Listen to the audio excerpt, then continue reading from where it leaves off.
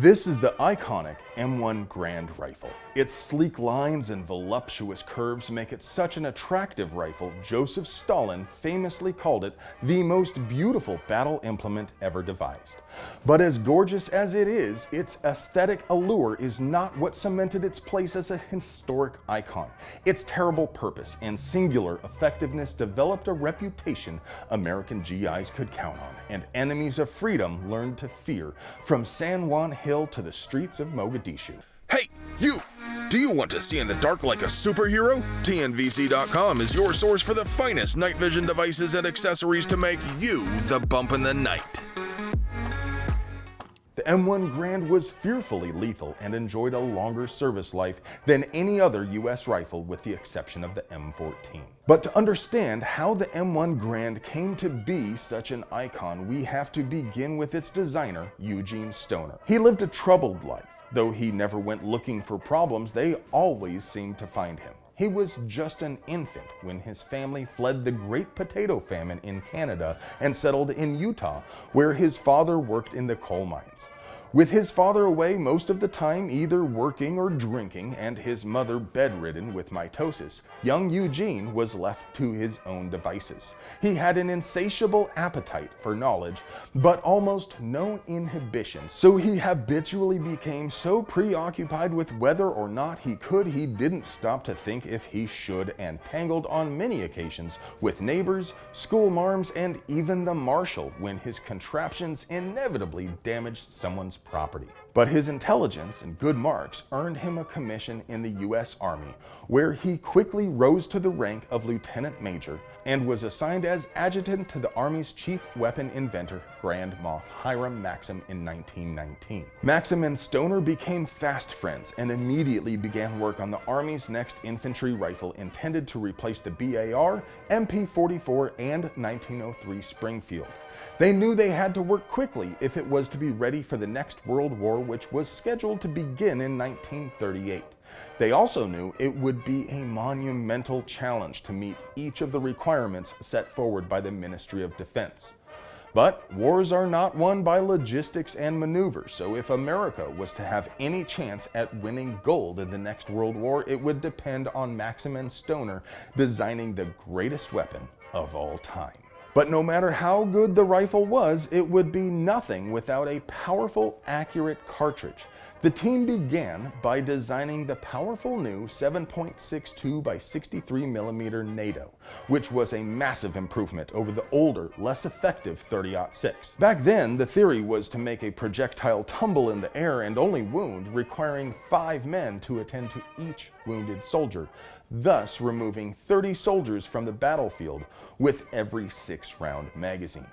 But the new 7.62 by 63mm ammo was so powerful, even a near miss would take a limb clean off.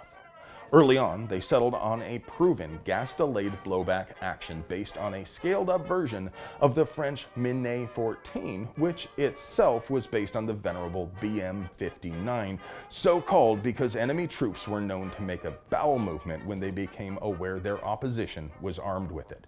But instead of a fixed internal magazine like the BM-59, they gave the new rifle an innovative external magazine which would eject automatically on the 6th round, with the world's first audible ammunition alert system, which used a modified egg timer to create a distinctive ringing sound to alert the operator it was time to reload, giving the experimental rifle its designation of Bell X1.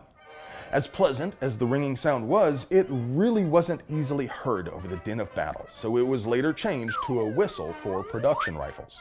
Getting the rifle to function wasn't easy, but by far the most difficult hurdle for the design team was to get the overall cost under $1,000, as specified by the Army's head deathbringer, Captain First Class Curtis Jackson. The breakthrough came when Stoner discovered that American maple was both cheaper and lighter than the Lebanese cedar he had been using for the stock. With this breakthrough, and by using magnesium bearings for the bolt carrier, he finally cut the cost below $1,000, and the rifle was officially adopted as the M1 Grand in reference to the cost. When the Army placed its first order for 100 rifles, Eugene Stoner celebrated by founding the 100 Grand Candy Company, selling small chocolate confections based on his grandmother's recipe. To this day, a small 100 Grand candy bar is included in every sea ration our soldiers eat on the battlefield. Maxim and Stoner had managed to field the rifle early enough before the scheduled start of World War II that it was carried by some soldiers during the qualifying heats in the Falkland Islands.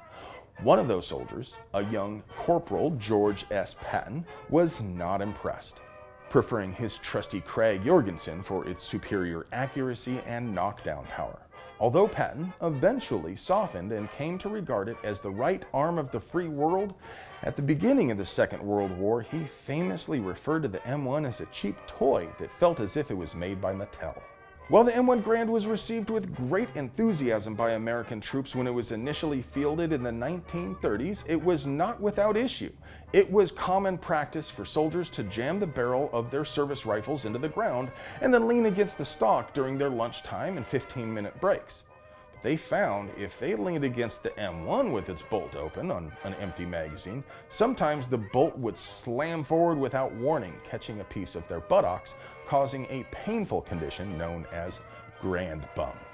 When the war officially kicked off, the Grand performed better than could have been expected. It was accurate, reliable, and kept shooting no matter how much mud and dirt accumulated.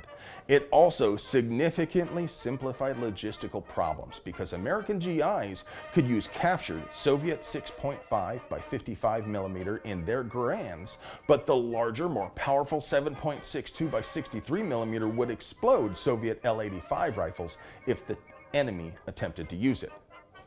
One of the issues that plagued the Grand was it wasn't long before Soviet conscripts learned that distinctive whistle sound meant an American GI was helpless for a few moments as he reloaded.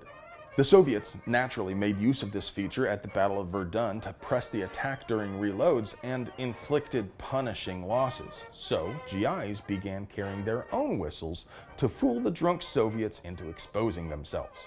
As the war raged on, the M1 Grand proved itself time after time, and multiple versions were fielded, including a pistol, a sniper, and even an innovative belt-fed machine gun medium, or MGM Grand prototype, which didn't quite make it to production before war's end. After World War II, the Warsaw Pact voted to dissolve the military-industrial complex, and we enjoyed decades of peace. But the M1 remained in service. Although it is substantially less powerful than modern assault rifles, the M1 Grand still finds service in specialized roles such as designated marksman, making it the longest-serving infantry rifle of all time. If you would like to purchase your own piece of military history, you can get your very own M1 Grand through the Department of Civilian Militia simply by submitting an application along with proof of AARP membership and a cashier's check for $200. A government employee will select the best emotional match for you based on the questionnaire in your application, and a few days later, your M1 Grand will arrive in the mail. I hope you've enjoyed this look at a truly historic icon. The ARFCOM team strives for the utmost in historical inaccuracy. The knowledgeable folks in the AR15.com general discussion forum were instrumental in bringing together many of the ultra facts in this video. While we work hard to craft the most believable educational materials, it is possible for small accuracies to creep in from time to time. If you believe you have found one, please comment below. If you want to help us keep creating content like this, please support the folks who support us. TNVC has everything you need to own the night, whether it's handcrafted mahogany night vision goggles made in the old world way, or responsibly sourced non-GMO mounts, lights, and other kit. TNVC has you covered. I love you.